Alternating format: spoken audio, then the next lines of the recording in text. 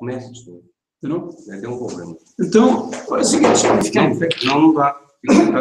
Por quê? Não, você aponta para senão vou ter que virar. Não, vira tudo. Fica mais fácil. Mas não foi, o que significa aquele? Não, vai começar, começou já. Estou transmitindo. Só que em pé, O painel aí não vai aparecer. então Senta de novo. Não pode transmitir assim, tem que parar. Pois é, isso que eu falei, parei. Aí pode começar. Mas já está. Já agora, já está. Bom, mais uma vez, boa noite. Estamos em mais uma edição dos Hangouts da LPS e do Jornal Gazeta Operária, com o assunto hoje da inevitável bancarrota generalizada que está colocada para o próximo período. Como eixo da análise, temos um fato extremamente grave que aconteceu na Argentina, que é um país vizinho, que se relaciona com a emissão de títulos públicos há 100 anos. Um título público é uma espécie de promissória que os governos emitem para poder sustentar os gastos, levando em conta que no Brasil essas promissórias, os títulos públicos, a rolagem consomem quase 45% do orçamento federal. Isso é muita coisa. Só no ano passado, por exemplo, no Brasil, nos 3 níveis da administração pública, municipal, estadual e federal, foram consumidos só em juros 360 bilhões de reais. E considerando as amortizações, isso foi para 900 bilhões de reais, que é muito dinheiro, né? Levando em conta que a Bolsa Família consome 27 bilhões. Aqui estamos falando de 900 bilhões na Bolsa Banqueira. No caso da Argentina, o que chama extremamente a atenção é que um país semi-quebrado, que em 2001 já declarou a moratória da dívida e ficou numa pressão violenta do capital especulativo até o ano passado, ou seja, ficou de 2001 a 2016, então, portanto, 15 anos de moratória. Como que um país desse, e além disso, uma crise fenomenal, né? Por exemplo, a Argentina deveria se dizer que numa população de 40 milhões de habitantes, tem uns 15 de 40 milhões de habitantes, tem 15 milhões de pobres. Só no governo Macri, esse número de pobres aumentou em 2 milhões, que equivaleria, no caso do Brasil, a mais de 10 milhões de pobres. Ou seja, é uma política totalmente confusa, a situação política na Argentina é totalmente confusa. Você tem ali um governo Macri, que ele veio para fazer acordo com o chamado fundos abutres, entregando o país de bandeja para os setores mais especulativos do capital internacional, e ele emite títulos públicos há 100 anos, e não que ele tenha alguma dificuldade para vendê-los. Tem 5 vezes mais oferta do que melhor, tem 5 vezes mais procura da oferta que o governo argentino estava colocando no mercado. O governo argentino estava pretendendo vender 3 bilhões e apareceram ofertas por 16 bilhões. Aí a pergunta, que impacta muito o Brasil, como que um país quebrado consegue essa façanha? Um título público é uma promissória. É a mesma coisa, para colocar de uma maneira mais gráfica. Eu estou com dívida, e aí eu emito uma promissória minha. E aí emito essa promissória há 100 anos. E aí tem um monte de interessados. Isso não é normal. Isso devemos levantar uma bandeira vermelha em cima disso aí. Isso é extremamente crítico. E também existe o fato de que, entre os compradores, existe um fundo especulativo internacional chamado Marathon, que ele é norte-americano, que ele está envolvido com a especulação da dívida da Grécia, por exemplo. Ou seja, o que está envolvido ali é um grau de podridão gigantesca. Ora, colocado o problema, vamos entender o que está por trás disso aí, que é muito importante de ser analisado, que seria assim, a pontinha de um iceberg, que demonstra a verdadeira envergadura da crise mundial. Pontinha do iceberg, portanto, a crise na Argentina, um país relativamente secundário, que de uma hora para outra faz uma operação que até poderíamos caracterizar como uma verdadeira palhaçada desse, com total sucesso. Agora, o que está por trás? O que está por trás é o seguinte, nesse momento no mundo, tem um excedente de capital gigantesco. Capital fictício, capital que não encontra a colocação na produção, é de uma envergadura gigantesca, fenomenal, incentivada pelos governos das principais potências que emitem dinheiro podre, assim, sem nenhuma preocupação de nada. Para vocês terem uma pequena ideia, seria até bom se tivéssemos um quadro, mas vamos tentar colocar da maneira mais simples possível. O mundo produz hoje, em números oficiais, 75 trilhões de dólares por ano. Considerando que no Brasil, por exemplo, 30%, 32% da produção são juros, impostos, você teria que tirar, e em alguns lugares mais do que isso aí, teria que tirar mais ou menos uns 30% desses 75 trilhões. Então, a produção real mundial seria mais ou menos de 50 trilhões de dólares. Só que só na especulação com derivativos financeiros, que é a forma mais podre da especulação financeira, está rodando no mundo 900 trilhões. Ou seja, você tem 20 vezes a economia real girando de uma maneira totalmente podre. Em primeiro lugar, isso. E nesse sentido, o que você tem, que está acontecendo no mundo, de uma maneira muito clara, é várias bolhas financeiras prestes a estourar. Da mesma maneira que estouraram em 2008. 2008 começa pela bolha da especulação imobiliária nos Estados Unidos. Mas todos os bancos principais do mundo, todos foram à bancarrota. E as principais empresas, todas foram à bancarrota também, no mundo inteiro. Agora, o que está acontecendo? Tudo o que levou à crise de 2008 está presente, só que com 10 vezes maior força. Esse é um fator para não perder de vista. E nós temos problemas como alguns que também apareceram nos últimos dias. Eu vou relatar 2, 3, só para vocês terem uma visão da envergadura do problema. Tem o sistema bancário na Itália, e a Itália não é qualquer país. A Itália é a sexta maior potência do mundo. O sistema bancário geral da Itália está para quebrar. Nos últimos dias, o governo italiano anunciou que vai estar resgatando 2 dos bancos que estão mais na corda bamba por quase 20 bilhões de euros, 17,5, para ser exatos. Só que não pega os bancos principais, como Unicred, por exemplo. E o próprio Monte dei Paschi, que é um dos principais, que está para quebrar há pelo menos 7 anos. E o volume de capitais podres na Itália é de 360 bilhões de euros. Que é um volume gigantesco de dinheiro. Ou seja, todo o sistema bancário italiano está totalmente podre. E esse negócio estourando, o governo não vai ter como segurar esse negócio. Vai ser uma implosão violenta. No caso da Alemanha, por exemplo, só um dos bancos, o principal deles, que é o Deutsche Bank, ele acumula em caixa 55 trilhões em derivativos financeiros. O segundo mais importante, que é o Commerzbank, também tem um volume de títulos inadimplentes, que é uma coisa gigantesca. Aí você vai para os Estados Unidos, o mesmo problema. Na Inglaterra, o mesmíssimo problema. E o mesmo problema está colocando em todo mundo. Você vai para a China, por exemplo, que é um dos países, supostamente, a locomotiva da Europa e do mundo. Você tem bolhas para estourarem lá gigantescas, de tamanho enorme.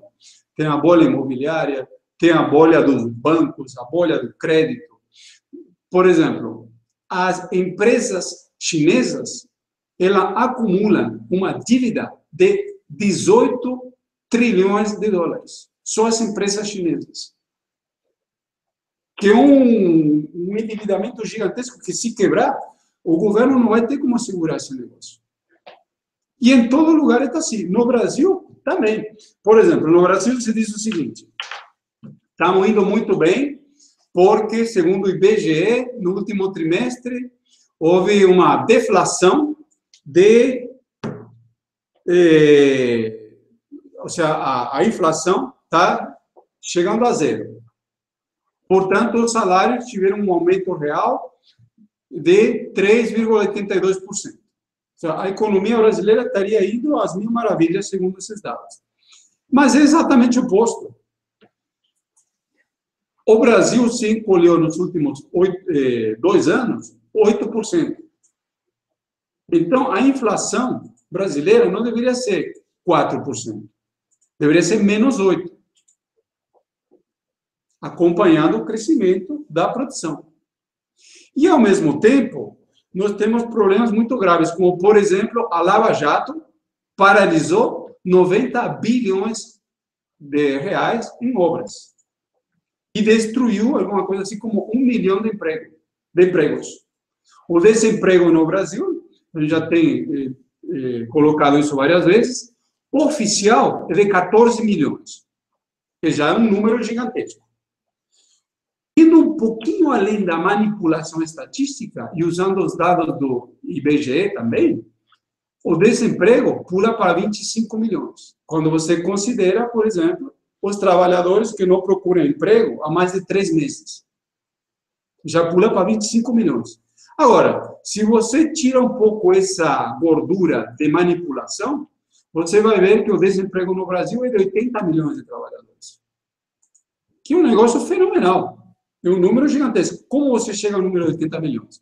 Por exemplo, lembrando que, nesse momento, no Brasil, somente 33 milhões de trabalhadores têm carteira assinada, dos quais a metade ganha um salário mínimo. Salário mínimo não é salário. Então, a situação no Brasil é de um grau de crise, digamos assim, mas aquela crise indo para o buraco gigantesco. Nós temos que, enquanto a crise aumenta, o percentual de concentração da riqueza está indo às alturas. E é um grau assim de concentração de riqueza mesmo, mórbido, maior do que na Índia. Segundo os últimos dados do IBGE, você tem menos de 0,4% da população que é dona de 45% do PIB. Segundo, não é do IBGE, me enganei, é da Receita Federal. Sendo que os dados são totalmente manipulados, porque quem declara imposto de renda, normalmente declara manipulando o imposto de renda, e as grandes empresas, ela por 1001 subterfúgios, eles omitem uma série de coisas. Nós temos que menos de 0,5% da população deve ser dona de 80% da riqueza no Brasil. Que são números assim absurdos. Como eu disse, aqui a concentração da riqueza é pior do que na Índia. Da mesma maneira, nós poderíamos dizer que, como na imprensa burguesa se fala, que o Brasil estaria estável porque o dólar o real está firme perante o dólar. Mas outra mentira deslavada, porque o real ele está firme em relação ao dólar porque é uma maneira de favorecer a especulação financeira. O capital especulativo entra no Brasil para especular com a dívida pública e sai do Brasil com a taxa de lucro garantida, por meio do dólar valorizado. Sem contar a história dos swaps cambiais, que são uma espécie de seguros que o governo dá para o capital estrangeiro especulativo, para que eles não percam lucro de maneira nenhuma quando ele sai do Brasil. A situação da economia brasileira é de um grau de criticidade dramático. E Dito isso tudo, que nós podemos concluir aqui com uma tese. A tese é a seguinte: está para estourar no mundo a mãe de todas as bolhas. Existem várias bolhas no mundo. A bolha da especulação imobiliária, a bolha do consumo, a bolha dos empréstimos, etc, etc. Mas a mãe de todas as bolhas é a bolha das dívidas públicas. Esses mecanismos que eu comentei aí, do excesso do capital fictício rodando no mercado, como eles estão rodando no mercado mundial, em cima das leis do capitalismo, só podem conduzir ao que sempre aconteceu em toda a crise, que de uma hora para outra, uma destruição feroz de forças produtivas que começa com o enxugamento do excesso do capital fictício. Sempre foi assim, desde 1847. Sempre. Até a crise de 2008, onde houve uma destruição de capital fictício gigantesco, que começa por aí, depois vai se aprofundando e vai entrando na destruição de forças produtivas generalizada. E essa mãe de todas as bolhas, ela tende a estourar no próximo período. Isso não vai se aguentar. Os últimos números estatísticas que estão aparecendo sobre o problema da queda do barril do petróleo, está por aí também. E está tudo apontando para o problema de uma grande explosão da crise capitalista mundial a partir do entravamento da especulação financeira da dívida pública mundial. Está por aí o problema. Na hora que estourar por aí, vocês vão ver uma hecatombe no mundo inteiro. Quando que isso vai acontecer? Bom, a gente não sabe, mas cada vez está mais próximo. Eu duvido que esse negócio se sustente mais de que 1 ano, 2, 3. E quanto mais demorar, com mais força ele vai explodir. Como sempre aconteceu. São as leis do capitalismo em ação. Nesse sentido, muito importante, o imperialismo sabe de tudo isso aí. Se você pega os discursos, as declarações dos grandes capitalistas internacionais, dos grandes, né? Dos grandes especuladores financeiros, eles te falam com todas as letras. O problema é esse e esse. Eles sabem de tudo. Aí, qual é o plano B para a solução da crise? Eles também falam abertamente. Não temos plano B. Você pega, por exemplo, as declarações do Warren Buffett, que é um dos homens mais ricos do mundo, que é um grande especulador. Ele fala exatamente isso. Nesses dias apareceu na internet várias declarações de outros mega especuladores, como, por exemplo, Jim Rogers, um mega especulador norte-americano. Ele falou, não tem plano B, esse negócio tem um buraco, e em qualquer momento vai dar uma explosão brutal. Isso aqui. E assim você tem vários falando. Em 2006, 2007, quem falava mais isso aí era um tal de Nouriel Roubini, que é um economista, que na época era assessor, tinha sido assessor do governo Clinton e do Fundo Monetário Internacional. Ele falou, vai estourar em qualquer momento uma grande crise imobiliária. E a crise imobiliária estourou.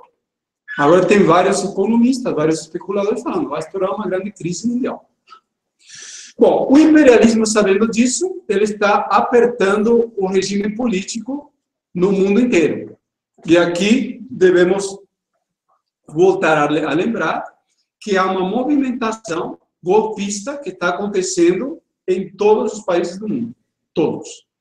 A política está colocada em escala mundial, a política de ir na direção de ditaduras de cunho bonapartista. Ainda não abertamente fascistas. O bonapartismo seria uma ditadura de cunho não necessariamente militar, seria mais policial, burocrática, pode entrar o exército no meio ou não, mas que não destrói por completo todas as liberdades democráticas. Seria uma espécie do que foi o governo do Castelo Branco aqui, ou o governo de Isabelita Perón, por exemplo, antes da ditadura de Videla, na Argentina. Né? Existem vários exemplos assim. Eles vêm para cima, eles fecham sindicatos, eles matam algumas pessoas, torturam, mas não em larga escala, mantém algumas liberdades ainda. Essa é a política preferencial colocada para esse período. A vitória de Macron na França está relacionada com isso. Foi uma vitória que ela foi consolidada no parlamento, mas ela andou, em grande medida, por fora do parlamento. O bonapartismo é o avanço por fora dos mecanismos parlamentares. A mesma coisa foi visto, por exemplo, na Inglaterra, mas de uma maneira muito mais dramática na Inglaterra. Em 3 meses na Inglaterra, houve 3 atentados terroristas, e todos super suspeitos, com ligações evidentes do serviço de inteligência com esses grupos que fizeram os atentados terroristas. Então, tem várias análises na internet que mostram toda a trilha de quem eram esses tais terroristas. Na França, a mesmíssima coisa. O atentado de Paris, o atentado de Marselha foi exatamente isso. Né? Mesma coisa pode se dizer nos Estados Unidos, onde a situação passou da dramaticidade. O governo de Donald Trump, que era para ser um governo de cunho bem bonapartista, por fora do parlamento, não conseguiu avançar. E, nesse momento, eles estão querendo dar um impeachment. Seria um golpe bonapartista dentro do bonapartismo que não conseguiu decolar. Então, é uma coisa, todo um emaranhado de problemas para eles resolverem o verdadeiro problema, que é a estabilizar a brutal queda da taxa de lucros, que a gente já tem denunciado várias vezes. Aliás, denunciado não, repetido as informações da própria grande imprensa imperialista, que caiu nos últimos 5 anos 25% no mundo e nos últimos 2 anos 32% no Brasil. Lucro caindo significa empresas quebrando. Empresas quebrando é o fim do capitalismo, e o capitalismo, pelas próprias leis de funcionamento, nunca vai morrer por uma quebradeira. Eles vão morrer por uma revolução. Porque eles são capazes de matar a própria mãe para salvar os lucros. Nesse sentido, muito importante voltar sempre a discutir um pouco sobre os principais pontos onde o risco de guerra mundial está mais claro. Nesse momento, existem 3 ou 4 pontos onde as contradições estão aumentando em primeiro lugar, e depois existem outros pontos secundários. Em primeiro lugar, caso Oriente Médio. Deve ser dito aqui, que a gente já está avaliando o Oriente Médio já há várias semanas, colocar novos elementos. Houve um golpe de Estado na Arábia Saudita disfarçado, né, onde o herdeiro ao trono, o príncipe herdeiro ao trono, um tal de Mohammed bin Naif, que é o ministro atual do interior, ele foi tirado como herdeiro ao trono e foi colocado no lugar o filho do rei, que se chama Mohammed bin Salman. Bom, o que importa isso aí com a minha situação no meu local de trabalho no Brasil? Bom, importa no seguinte: a Arábia Saudita é o detentor das maiores reservas mundiais de petróleo, nesse momento segundas depois da Venezuela, mas é quem domina o grande comércio mundial do petróleo. E quem está na base dos petrodólares, quem está na base de que os Estados Unidos inundem o mundo inteiro de dólares podres, repassando a inflação para o mundo inteiro. Aí o que acontece? Eles colocaram esse Mohammed bin Salman ali, depois da visita do Trump. E quem é esse príncipe de apenas 31 anos? Esse príncipe está por trás da guerra do Iêmen, que fica no sul da Arábia Saudita, onde mataram gente. É um verdadeiro massacre isso aí. Está por trás da guerra da Síria, onde tem injetado muito dinheiro nos grupos terroristas, junto com os Estados Unidos e até o Catar. Está por trás da desestabilização da Líbia e de vários outros países. Ele está por trás, portanto, da desestabilização do Oriente Médio, onde pode estourar uma guerra mundial nuclear. Nesses dias, por exemplo, derrubaram um avião sírio que era apoiado pelos russos. Isso significa que em qualquer momento uma manobra mal feita pode dar lugar a uma guerra em altíssimas proporções, envolvendo Estados Unidos, Rússia, Irã, e Rússia é uma potência nuclear, ou seja, e tem ali toda uma situação de alta octanagem, com novos elementos entrando em ação o tempo inteiro. Se entrar em ação, se entrar em cena uma grande guerra no Oriente Médio, isso levaria a uma crise mundial de altíssimas proporções, gigantescas. Imagina o seguinte, imediatamente uma guerra isso para entender como que as coisas estão conectadas.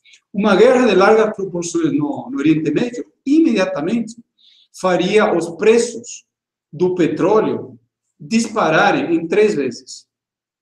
Isso impactaria os preços dos alimentos, entravaria o comércio mundial e a crise no Brasil, se nós estamos falando hoje em 25 milhões de desempregados oficiais, iria para 50. A economia travaria, o desemprego iria 10 mil por hora, etc. Nada muito diferente que já não tenha acontecido. A gente já falou muitas vezes, a história se repete, só que em forma de espiral em outro nível. A crise de 74 foi isso. Só que a crise que está colocada agora em proporções muito maiores. E situações muito similares nós temos em outros lugares, como no Mar do Sul da China, a situação é de altíssima octanagem também. Na Ucrânia, o negócio está esquentando de novo, e está entrando em cena um fator de crise que ficou estabilizado mais ou menos 70 anos. A crise na Europa, entre os Estados Unidos e os europeus. A cada dia que passa, mais elementos de crise estão entrando em cena. Por exemplo, talvez vocês tenham visto na imprensa, o Google recebeu uma multa bem grande da União Europeia. Pode levar a alguma coisa assim como 200 bilhões de euros. Então, há um jogo de pressões entre os Estados Unidos e a União Europeia, um que multa o outro. Entrou a Apple, entrou a Volkswagen, agora a Google, os Estados Unidos que tentaram barrar o gasoduto que vem diretamente passando por cima das sanções da Rússia, de São Petersburgo até a Alemanha, que os Estados Unidos são contra, houve sanções contra isso. Houve a questão do Donald Trump tentar impor maiores compras de armas para os países da OTAN, e há toda uma série de fatores que estão levando a contradições cada vez maiores entre a Alemanha e a União Europeia e os Estados Unidos. E isso demonstra, mais uma vez, que a situação de frente única entre as potências imperialistas também está com os dias contados, que também é mais um fator de guerra. Dito isso, e uma questão que não devemos esquecer, que conforme a crise aumenta, os vazamentos de informações são cada vez maiores. Então, nós temos sérios vazamentos de informações dos serviços de inteligência, que se abriu uma nova etapa a partir de 2015, quando o BND, que é a Polícia Secreta alemã, falou que esse príncipe que assumiu agora na Arábia Saudita era um desastre, que ele poderia provocar uma guerra mundial tranquilamente. Isso os serviços secretos alemães falaram em 2015. Agora esse mesmo príncipe subiu está ficando ali no segundo nível da monarquia em 2017. Bom, agora trazendo tudo isso um pouco para o Brasil, o que nós devemos voltar a refletir é o seguinte: as contradições entre as várias alas do regime político brasileiro estão indo a 10 mil por hora. O imperialismo está numa corrida desesperada para tirar o Temer e acabar com o regime político por inteiro atual, para colocar no lugar um novo regime político, que seria a ditadura de cunho bonapartista. Da mesma maneira que os militares fizeram no Brasil, quando colocaram somente 2 partidos no poder, que era a Arena e MDB. Agora estão querendo uma coisa parecida. Nesse sentido, o tiro de largada foi dado com as delações da JBS, que aconteceram em maio. E, nesse momento, o que nós temos é que quem está sendo afetado, que seria o governo Temer e todos o regime, os partidos políticos no geral, pelo menos 28 dos 35, que são todos os principais e mais um pouco, estão todos tentando ver mecanismos para resistir a eles serem varridos do mapa e tentar fazer algum acordo com o imperialismo desde uma certa posição um pouco menos fraca. Temer, nesse momento, ele está sendo apoiado pelo PSDB, com contradições, e por todo mundo, pelo próprio PT também. O PT, por exemplo, chegou a um ponto que ele é contra a cassação do Aécio Neves, que é normal, porque se o Aécio Neves cair, já abre uma brecha brutal para que outros políticos também caiam, até o próprio Lula e os demais todos, e que todos vão parar na cadeia. Que é isso que o imperialismo está propondo como política. Nesse sentido, muito importantes são essas idas e vindas do governo Temer para tentar manter uma certa estabilidade do regime político. Aí tivemos, nesse momento, uma série de ações do governo Temer que são também de alta octanagem, são dinamita pura. Então, por exemplo, o governo Temer está soltando aproximadamente uns 6 bilhões de reais em dinheiro para tentar controlar a base parlamentar. Já soltou mais de 1 bilhão. E já anunciou hoje de que vai soltar mais 100 mil bolsas do FIES, que vai aumentar o Bolsa Família em 4,6%. O que mais temos aqui? Bolsa Família. E que vai liberar mais 1 bilhão em emendas parlamentares. Ou seja, totalmente contra a PEC 55, que é a lei do teto dos gastos, que tinha sido imposta pelo imperialismo.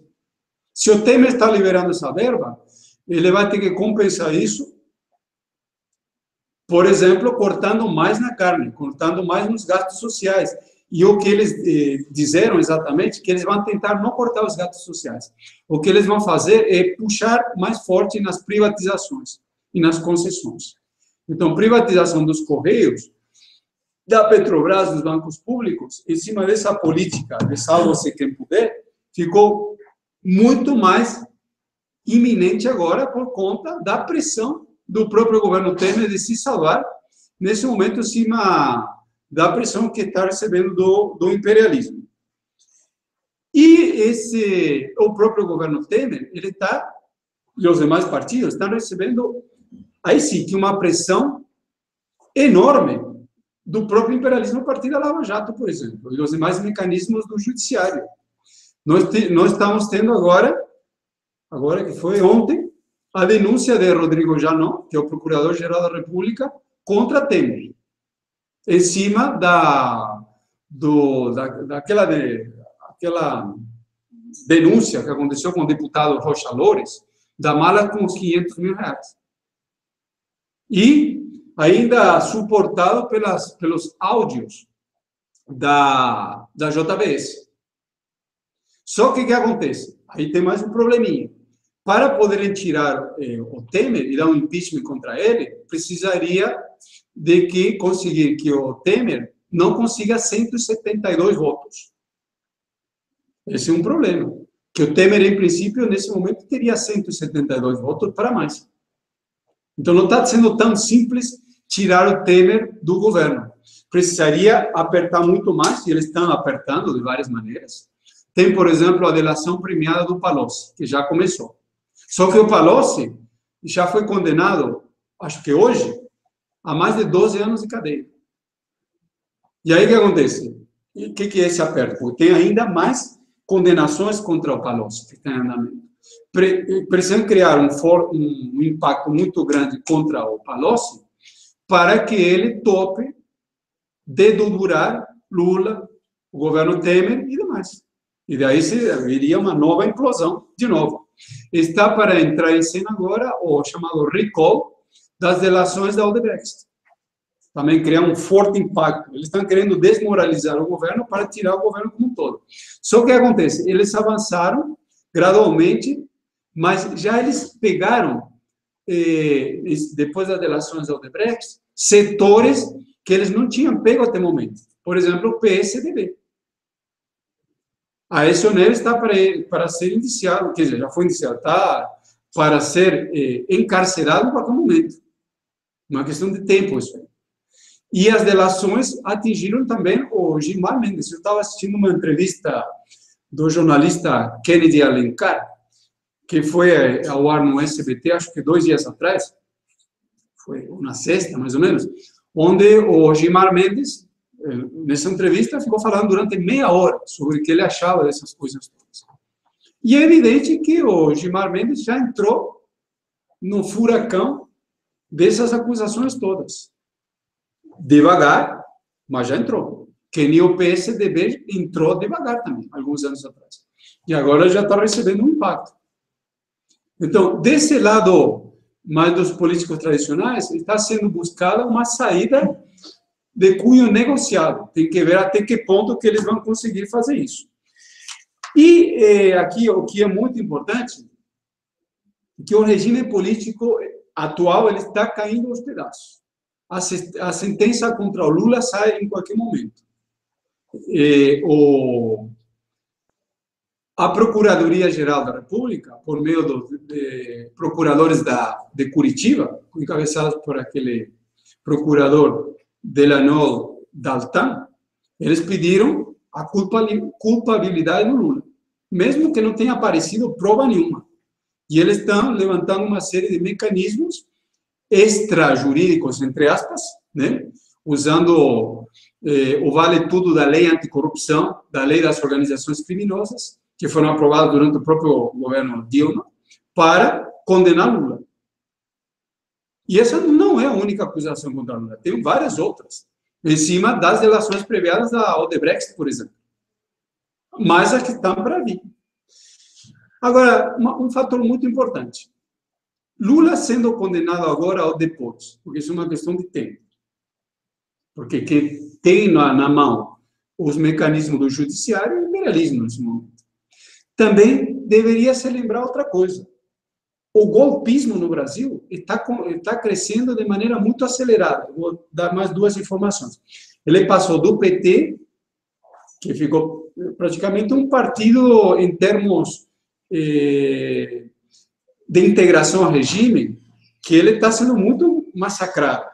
A vida dele está com data de caducidade clara, né? Como alternativa parlamentar nas atuais condições. O PMDB já está na fase final também. Agora eles foram para cima do PSDB e de outros 28 partidos, como um todo. Só que detalhe muito importante. Eles não pararam por aí. Eles estão indo para cima do ministro do STF, o Gilmar Mendes, porque ele é ligado ao PSDB. E também não pararam por aí. Começaram a aparecer delações contra o próprio Deltan Dallagnol, e que seria quem está acusando o Lula, por exemplo, um dos principais procuradores, e também contra a máfia das delações premiadas. Bom, vamos entender um pouquinho isso aqui, porque isso revela como que o golpe ele vai crescendo de maneira gradual e escadinha. Do PT, PMDB, agora PSDB mais 28 partidos, pegaram uma parte do judiciário, estão pegando uma parte da Lava Jato. Por exemplo, o que foi denunciado em relação ao procurador Deltan Dallagnol? Que ele está comercializando palestras, pelas quais ele recebe por cada uma de 30 a 50 mil reais, o que é proibido pelo próprio Estatuto da Procuradoria-Geral da República. Ele não poderia fazer isso. Surgindo isso aí, já é um ponto de que o negócio está meio que na corda, ou seja, não é aquela Lava Jato tão compacta. E também surgiram muitas denúncias em relação ao escândalo da negociação das delações premiadas nos escritórios da advocacia. Então, familiares dos procuradores e dos juízes, eles estão envolvidos nisso. Por exemplo, a esposa do juiz Sérgio Moro está envolvida na delação premiada da OAS, 15 milhões de reais. E tem várias assim. Quando começa a aparecer isso na grande imprensa, bom, alguma coisa deveria ser pensada. E aí entramos na cereja do bolo dos problemas, do avanço do golpismo, que seria a questão do papel das Forças Armadas e da Rede Globo. Em relação às Forças Armadas, quem manda hoje nas Forças Armadas, em primeiro lugar, é o GSI, não é o Ministério da Defesa. O ministro Jungmann, ele é um figurante, quem manda é o general Tigoi, só que ele tem muito vínculo com o governo Temer, conforme as denúncias da grande imprensa. Agora, o que acontece? Ele, nesse momento, acumulou mais poder que o que tinha o ministro do SNI, o Golbery Couto e Silva, da época dos militares. Então, esse poder da instituição, ele é gigantesco, cada vez maior. Se vai ficar Echegoi, que é um elemento da extrema-direita, ou outro, nós vamos ver isso aí, nós não sabemos. Mas que as Forças Armadas estão pegando um papel, de novo, extremamente importante na política nacional, isso é um fato. E também deveria ser avaliado com mais detalhes a própria situação da Rede Globo, que tem sido um instrumento do golpismo, só que nesse momento o imperialismo norte-americano está avançando também contra a Rede Globo. Vamos ver algumas informações sobre isso. No dia 23 de maio, foi preso na Espanha, em uma operação conjunta do Ministério Público Espanhol, Ministério Público Suíço e o FBI, Sandro Rosell. Quem era esse Sandro Rosell? Era o ex-presidente do Barcelona. O que nos importa o ex-presidente do Barcelona com o Brasil, com a Rede Globo? Bom, esse Sandro Rosell, segundo as denúncias do FBI, tinha muitas vinculações com Ricardo Teixeira, que era o ex-presidente da Confederação Brasileira de Futebol. Então, não pode perder esses nomezinhos de vista, que é muito importante. Com isso, a Rede Globo ficou super exposta. Por quê? Porque Teixeira e Sandro Rosell eram dois dos principais operadores da FIFA, da corrupção que também envolvia a Rede Globo. Em primeiro lugar, ele começou a ser acusado, deixa eu ver aqui os meus dados. A partir de 2010, começam as denúncias contra Ricardo Teixeira em cima de uma empresa chamada ILS,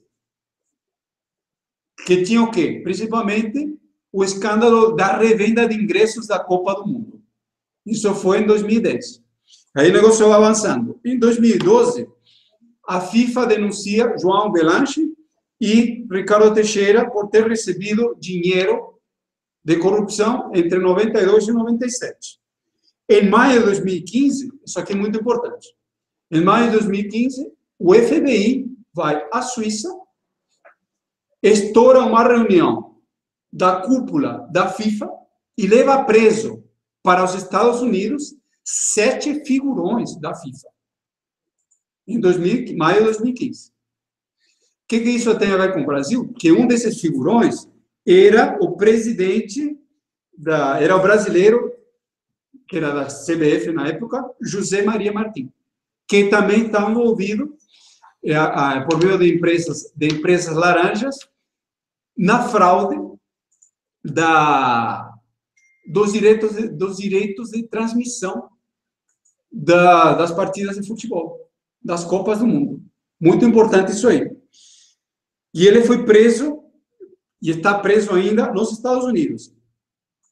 A empresa, é bom dar os nomes aqui, porque eu fiz um apanhado disso aí, vários organismos da imprensa brasileira e também internacional, como o Jornal El País, The Guardian, que é um jornal, El País é espanhol, The Guardian é britânico. Então, eles atuavam por meio, esse José Maria Marim, por meio de uma empresa de um ex-jornalista e empresário que tratava diretamente com a Globo, esse jornalista chamado Hawila, e a empresa, o nome seria a empresa Traffic. Já tem um monte de empresas que a Rede Globo e esses mafiosos da FIFA criaram, principalmente nos paraísos fiscais, no Caribe, principalmente, a partir de onde a operação é mais ou menos assim. Eles compravam, eles vendiam, a FIFA vendia os direitos autorais para essas empresas laranjas, que, por sua vez, vendia para a Rede Globo e outras empresas na Argentina, por exemplo, outras redes de transmissão, e, dessa maneira, o percentual que repassavam para os clubes caía de maneira super absurda. O normal era os clubes levarem 70% do faturamento, e, dessa maneira, eles levavam 10%. E o restante ficava na miudezas da corrupção. Isso tudo está, assim, com muitos detalhes, disponível na internet e nos órgãos de imprensa.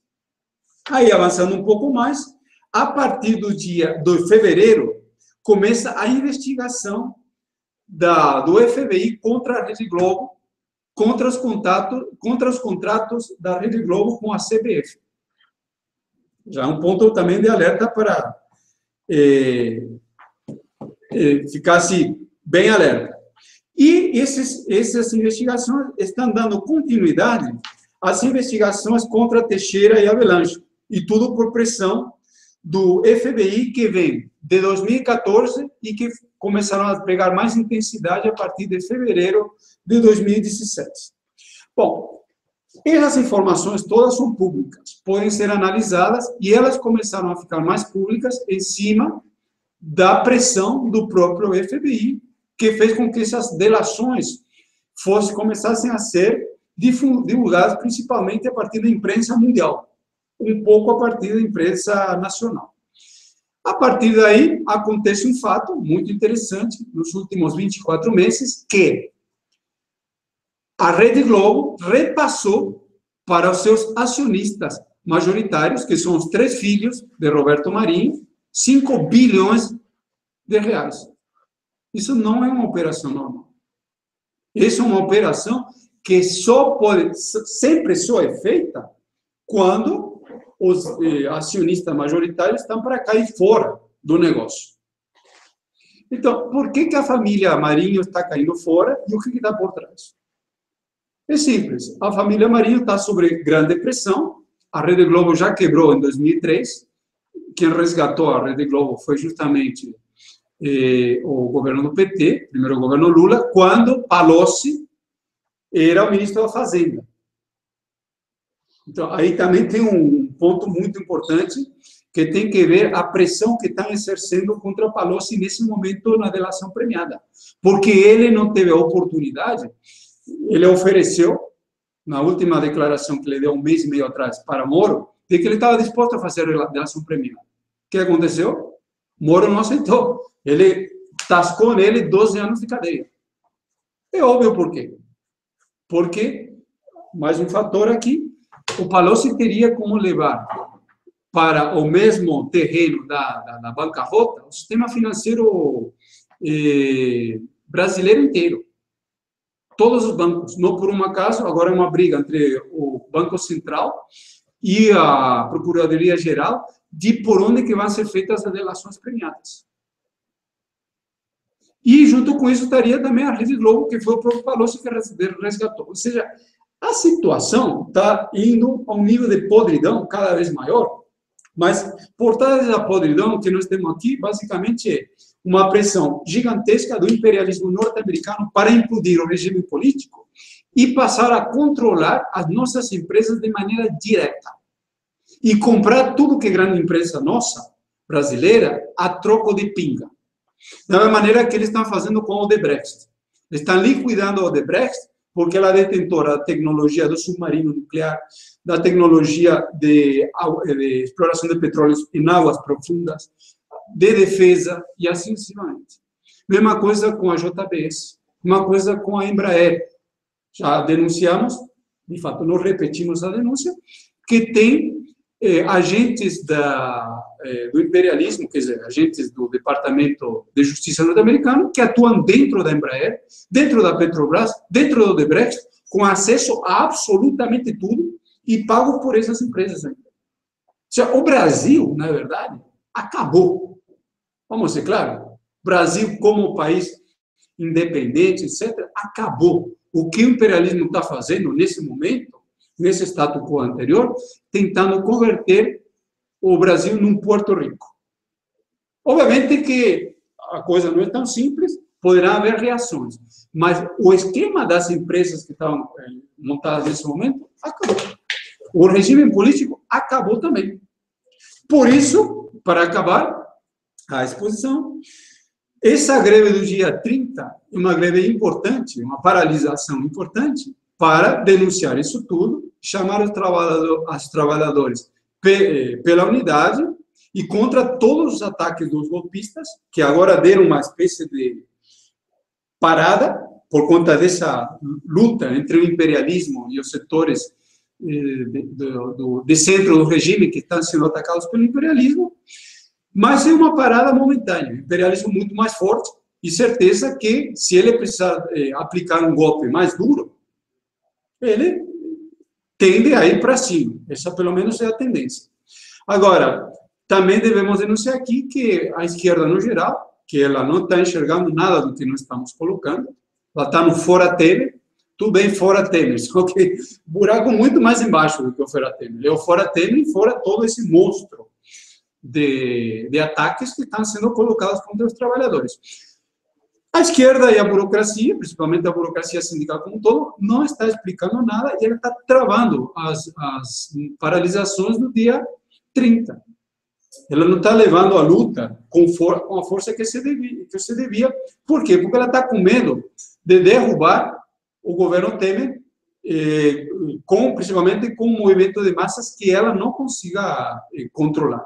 E isso abriria uma situação pré-revolucionária no Brasil, que também colocaria a possibilidade bem clara de as massas passarem por cima da própria burocracia. Então, não temos esse problema. E a política das eleições já, nessas condições, pior ainda, de uma constituinte já, o negócio é falso. Não dá quer dizer, é falso. É a política do imperialismo. Não tem eleições já, sendo que elas são tão controladas. E constituinte já, acaba com essa Constituição para colocar uma 10 vezes pior, que é o que o imperialismo gostaria de fazer. A política também da Frente Ampla de Esquerda, seguindo os moldes da Frente Ampla Uruguaia, nesse momento, também é uma política que só tende a endireitizar muito mais a política da esquerda, que já está bastante tímida, né?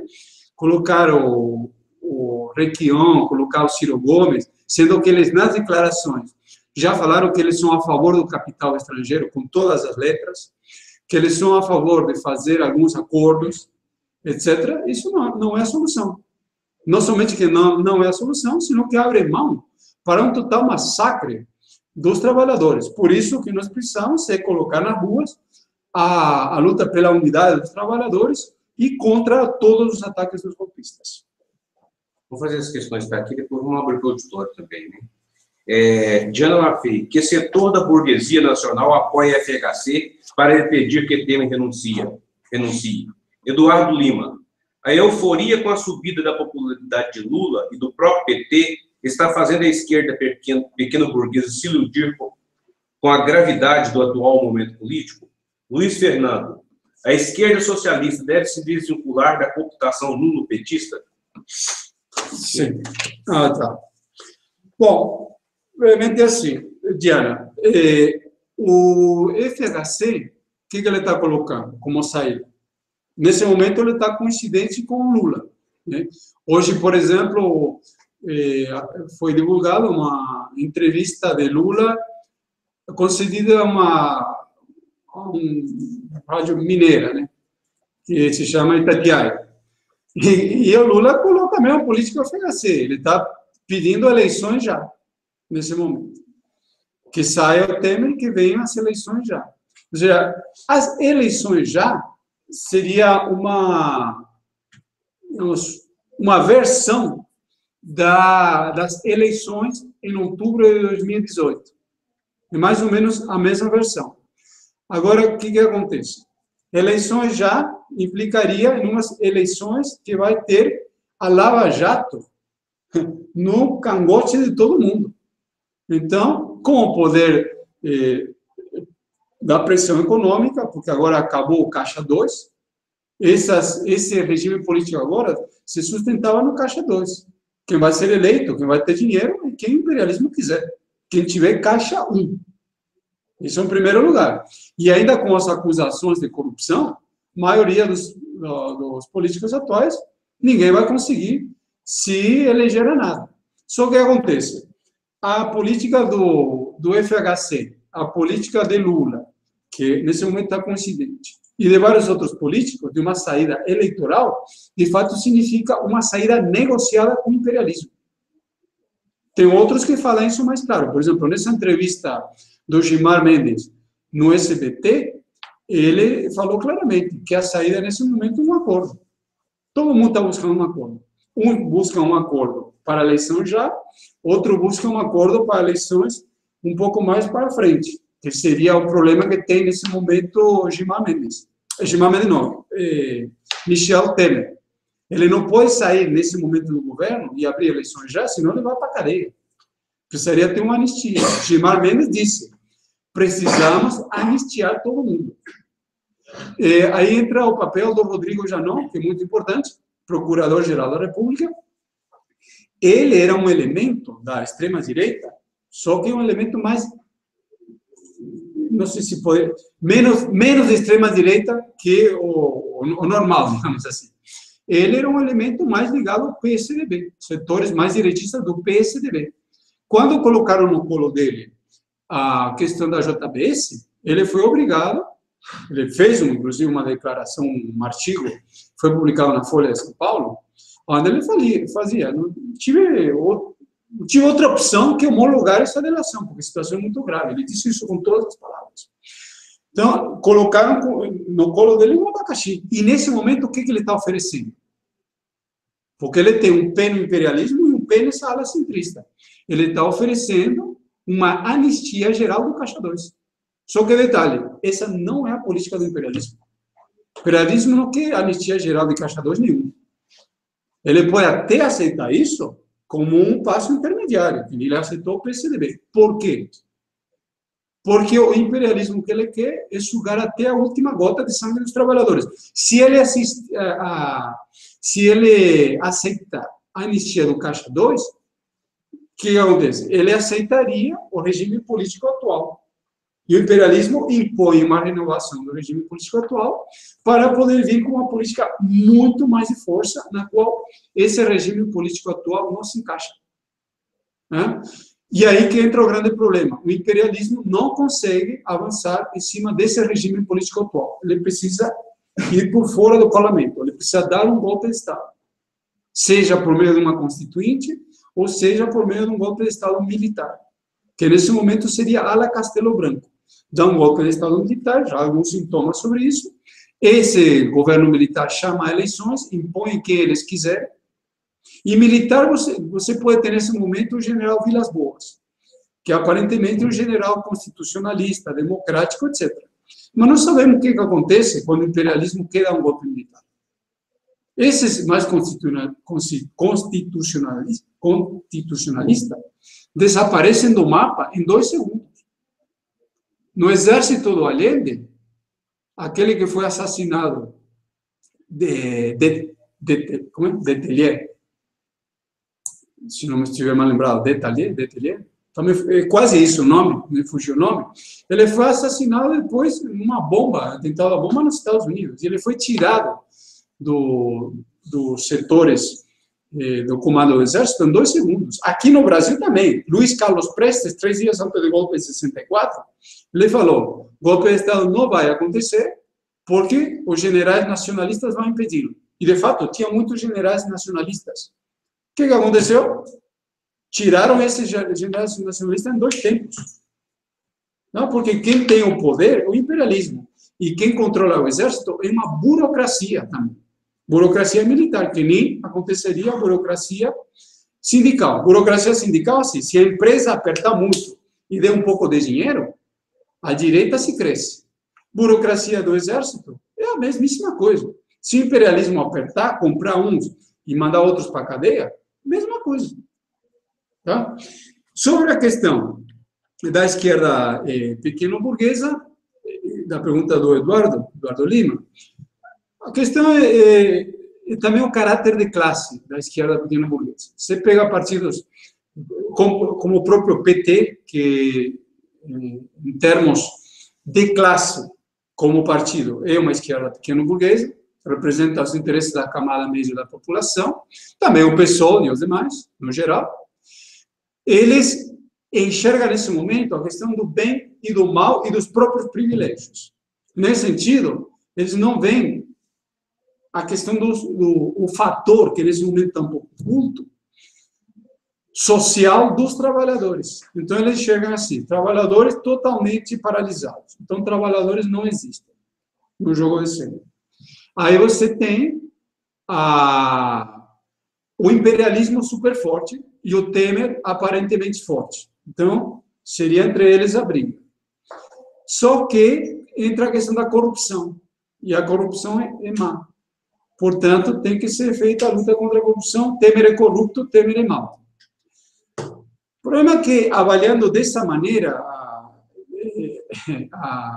a conjuntura política, você só pode ir a parar em resultados catastróficos.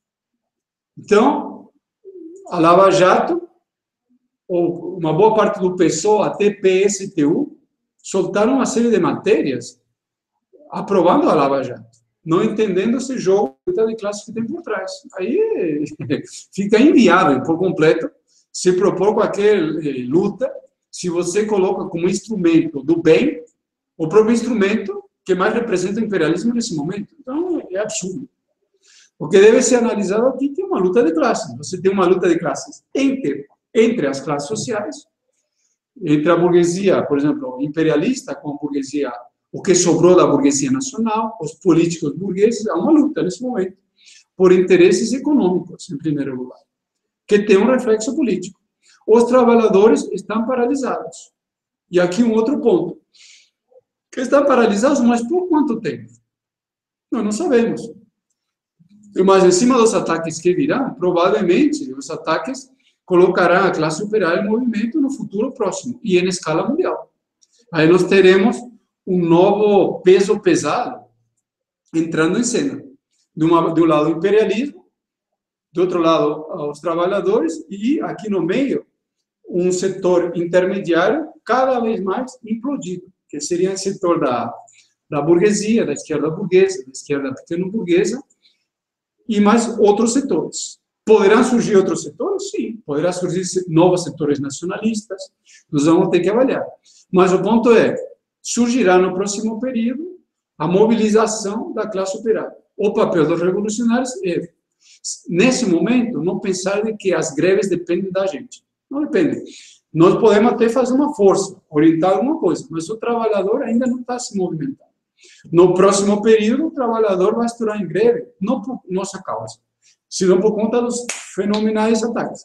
O nosso papel vai ser, nesse momento, tudo que a gente conseguir organizar, a imprensa principalmente, jogá-la com peso para atuar nessa situação pré-revolucionária e orientar os trabalhadores em cima da nossa imprensa.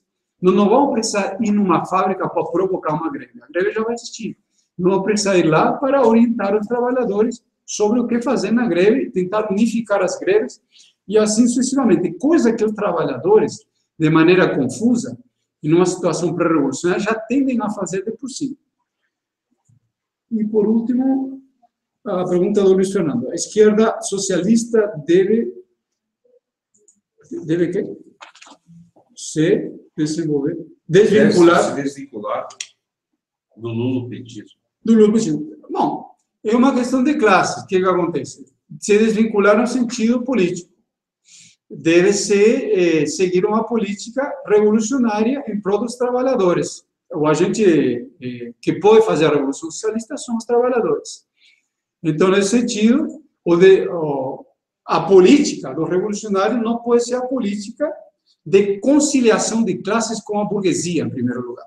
A política do PT é uma política que a gente chama de Frente Popular, que significa o seguinte: uma organização pequeno-burguesa que tem uma base eleitoral nos trabalhadores e que ele conduz a política em cima de negociações, e mais do que isso, em cima de uma conciliação de classes com setores secundários da burguesia.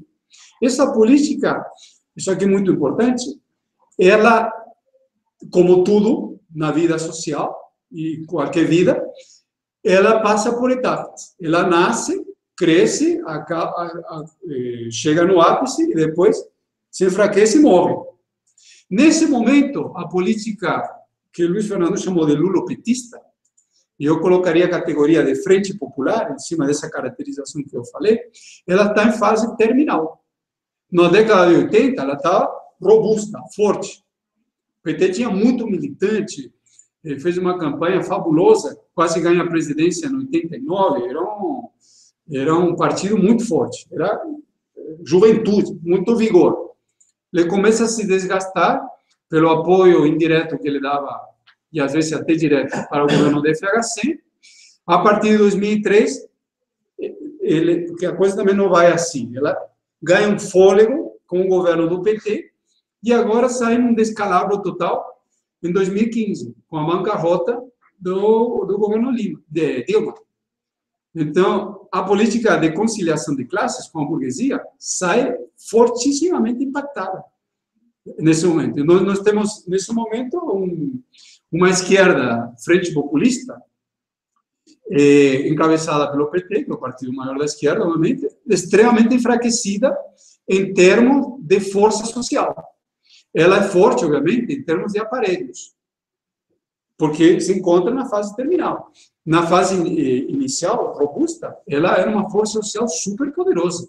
Tinha militantes para tudo lá, ela tinha sindicatos, dominava movimento negro, estudantil, dominava tudo.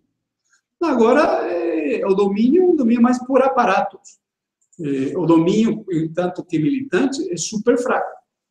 Então, em resumo, a política lulopetista, ou Frente Popular, de conciliação de classes com a burguesia, a esquerda socialista revolucionária deve repudiar. Abrir para o auditório, pessoal. Talvez, espera um pouquinho, para se é bom. Sim, vou guardar. Filmar.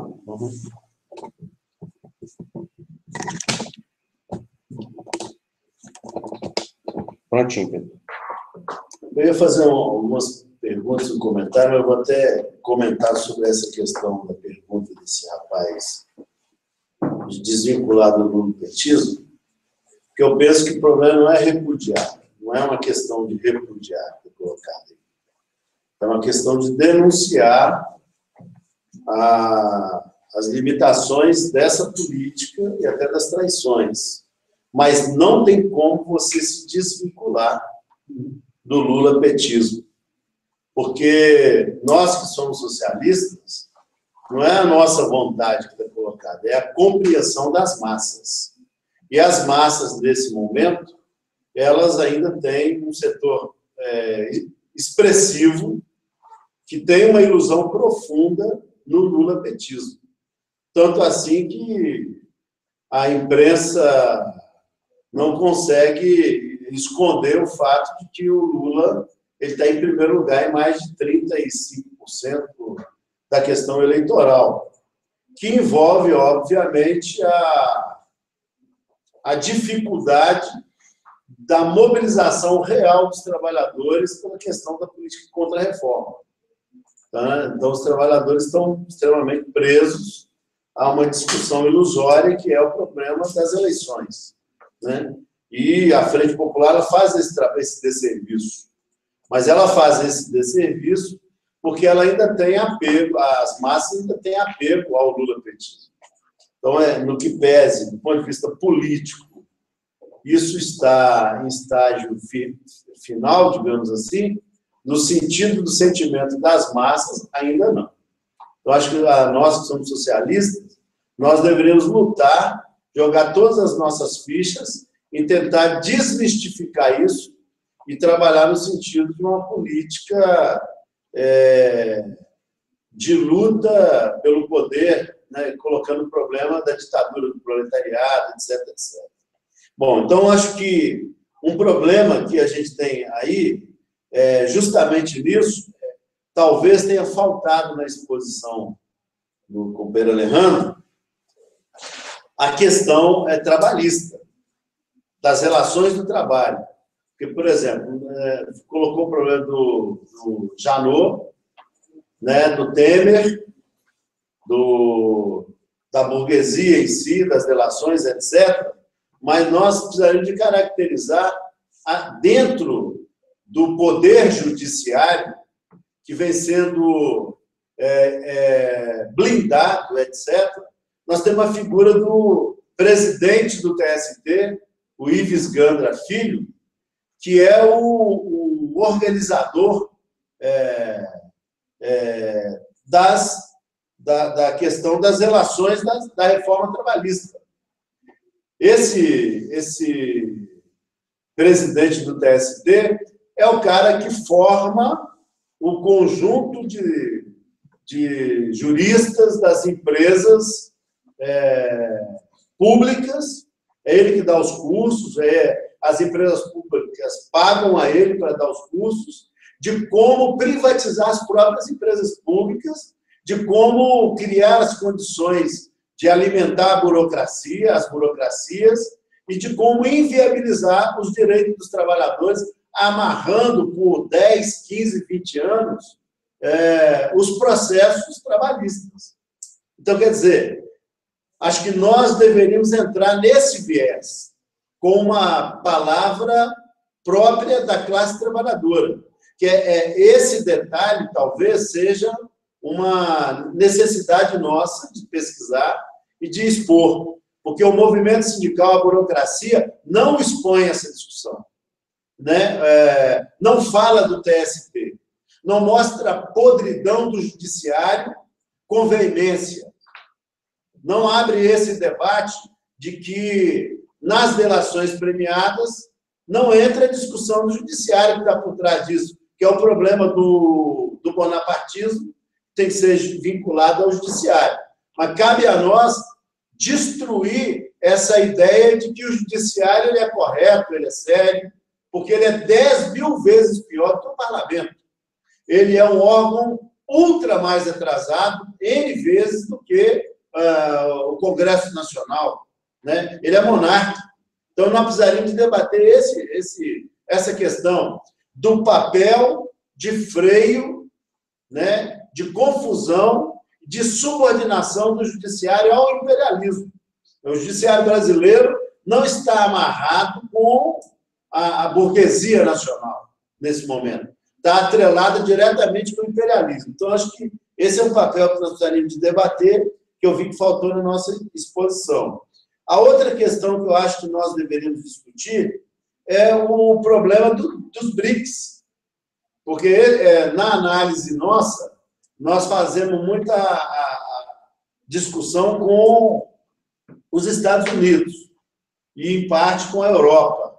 Mas, nesse momento, para nós, eu acho que está faltando fazer uma análise da importância da China, da Rússia, da Índia, do próprio Brasil, que estão tentando tirar o B dos BRICS, né?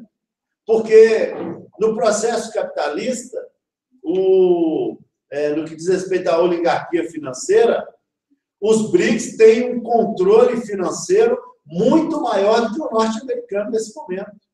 E nos próximos anos, a se manter essa política, a China vai estar muito acima dos Estados Unidos. É uma discussão que tem que estar colocada, porque ela tem uma importância muito grande, o crescimento dela, que está colocado, mesmo com as contradições, por exemplo, da bolha, etc., mas nesse cenário que está sendo colocado pelos Estados Unidos e pela Europa, é como conter a China, para ela não entrar numa disputa mais organizada ainda. Mas aí conter a China tem que conter a Índia, tem que conter a Rússia. Por isso as contradições também do Oriente Médio, na Arábia Saudita, etc., etc. Porque toda essa discussão, o novo caminho da seda, quer dizer, essa discussão toda está muito atrelada. Talvez o grande problema do capitalismo hoje, a política norte-americana, é que ela não sabe o que fazer com a China. Porque a China hoje não é só a China, são os BRICS. Então, como resolver esse problema? O grande nó, talvez, dela não estar dando uma resposta mais urgente à questão brasileira, é porque ela tem que resolver toda essa situação. Porque nos últimos 15 anos, tem uma política que foi amarrada entre China, Rússia, Índia e outros países em relação ao Brasil.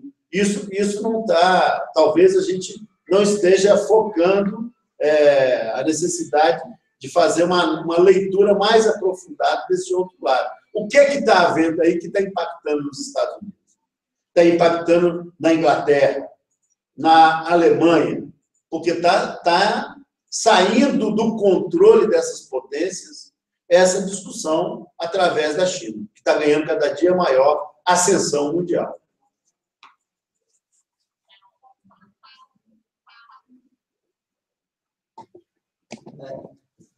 É uma pergunta até para a gente analisar, né? A gente viu que se formou um blocos na ala centro do regime em torno do Temer. Mas, digamos assim, esses deputados, uma pergunta, esses deputados não podem votar a favor do impeachment do Temer, agora, por pedido do Rodrigo Janot, pensando que, como o Temer está queimado com a população e uma futura eleição direta ou indireta, ou uma eleição direta, se não é possível eles abandonar o barco, já que eles pensam em reeleição. Mais alguém? Vamos para as considerações aqui, então? Vamos fechar?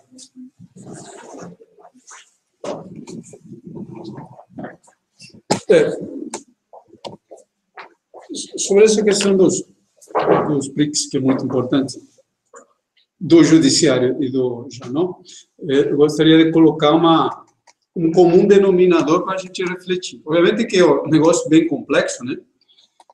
E a gente, nesse momento, o que menos devia se colocar é como dono da verdade. Deveria colocar reflexões para a gente poder estruturar uma política, né? Nossa de atuação. E eu gostaria de colocar dois pontos de reflexão justamente para refletir em cima. Primeiro deles é o seguinte: a crise econômica, ela dá lugar à crise política, porque quando há uma crise econômica, o que é a crise econômica? O grande capital, ele tem mais dificuldade para salvar os lucros e a classe operária e os trabalhadores têm dificuldade para comer, porque eles podem perder o emprego, de acordo? Então, a luta fica mais acirrada. Isso acaba refletindo com que haja um grau de divisionismo, de divisão em tudo. Então, você pega, por exemplo, judiciário, ele é tudo que o PP falou, com certeza, mas também tem que considerar que ele tem divisões. Por exemplo, Gilmar Mendes, ele é uma ala do judiciário. Lewandowski, ele é uma ala. Agora, Carmen Lúcia é uma outra ala. Aquele outro Barroso é uma outra ala. Fachin, entendeu? Você pega os vários componentes, são várias alas. E assim com tudo. Você pega os partidos políticos, o Floresvaldo falou, se os deputados poderiam votar a favor do Janot. O problema é, como está tudo dividido, e o negócio aí é a disputa pelo bolo, em algum momento a gente deu aquele exemplo lá do ninho de cobras. O capitalismo, um ninho de cobras, com cobras maiores e menores, tentando dividir o bolo de ratos. O que acontece? Deputado faz cálculo. Entendeu? Esse é o problema. Se ele abandonar o barco do Temer, o que ele tem a perder? Se oferecerem para ele a cadeia, não sei se vai ser tão simples eles votarem a favor do Rodrigo Janot. Aí que o negócio começa a ficar entravado. E o imperialismo não está dando a opção para esses deputados outra que a cadeia. Depois da delação da JBS ficou isso claro. E assim com tudo, ou seja, está tudo dividido. Você pega o caso dos BRICS. Os BRICS também estão super divididos. É assim, não que esteja dividido. Tudo está junto e dividido ao mesmo tempo. Entendeu? É dialética isso aí. Salve-se quem puder. A China, por exemplo. A China é aliada super próxima agora da Rússia. Mas por que ela se aliou desse jeito da Rússia? Não era assim até 2009. Por conta da crise. O imperialismo agora tem menos o que oferecer para a Rússia. Por isso está aplicando sanções contra a Rússia uma atrás da outra. Nisso aí, a Rússia tende a se juntar com os chineses. Mas, ao mesmo tempo, a China e a Rússia têm contradições sobre vários pontos. E tem proximidade sobre outros. Porque os dois estão tentando abocanhar uma parte do bolo, né? Aí você vê a Arábia Saudita. Ela é um aliado super próximo dos Estados Unidos, mas também é um grande parceiro comercial da China. Importantíssimo. Israel. Israel é uma espécie de revólver dos Estados Unidos apontado contra a cabeça dos povos árabes no Oriente Médio. Ao mesmo tempo, a Rússia tem interesses comerciais muito grandes com Israel. Tem vários convênios. Então, é assim, só negócios para esses caras. Não vale tudo. No capitalismo é isso. Para o grande capital é só negócio. Ele pode matar a tua mãe e no dia seguinte dá um beijo. É só negócios. Tudo que tiver em prol de salvar os lucros, é isso que eles vão fazer. Entendeu? E assim você vê nos vários setores da burguesia. Porque não pode esquecer que os BRICS também são burguesias locais. A burguesia chinesa é uma burguesia muito peculiar, porque ela é uma burguesia que ela tem como origem um Estado operário deformado. Ali nunca houve socialismo nenhum na China, mas houve uma ditadura do proletariado. A classe operária, encabeçada por um partido comunista, que era o Partido Comunista Chinês, em um país que era essencialmente camponês, tomou poder. Só que era um partido comunista com uma série de deficiências. E em um país ultra atrasado. Era atrasado, assim, a 20ª potência aqui, um país super camponês. E, a partir daí, se formou uma burocracia, que nem se forma burocracia num sindicato, por exemplo, num momento de paralisia. É normal isso. Há menos movimentação, aí os mais espertalhões vão começar a se preocupar com o próprio umbigo normal, né? E, nesse sentido, a burocracia que nós temos hoje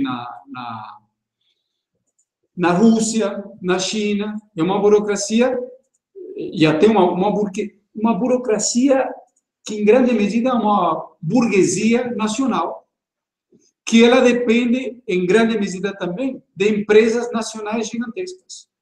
Você pega aquelas empresas de petróleo, tipo a CNPOC, né? É uma empresa de petróleo chinesa, é a maior do mundo, gigantesca.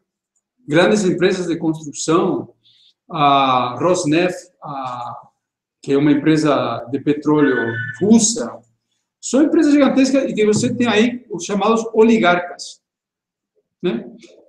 E esses oligarcas estão todos divididos também. E eles brigam contra o imperialismo, brigam entre si. No interior da Rússia, são 5 grupos que controlam, desses oligarcas, que controlam a Rússia. E disputam a negociação com os chineses, com o imperialismo, briga com o imperialismo. É um ninho de cobras. O Putin, no caso da Rússia, é uma espécie de Bonaparte, já estabelecido.